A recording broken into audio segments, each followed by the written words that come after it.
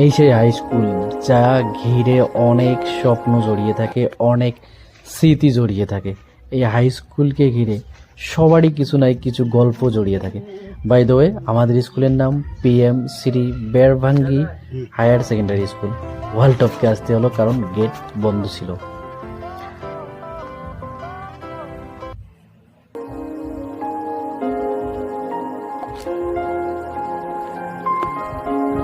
আমরা যখন পড়েছিলাম এই বিল্ডিংগুলো ছিল না, আর এই পাশটাই ছিল। এটা টোটালি একটা গার্লস কমন রুম ছিল, আর ফাঁকা ছিল মেবি এইখানে। এখান থেকে ওই লাইনটাই ছিল আমাদের ক্লাসরুম, বাট এখন এই বিল্ডিংটা নতুন হয়ে গেছে।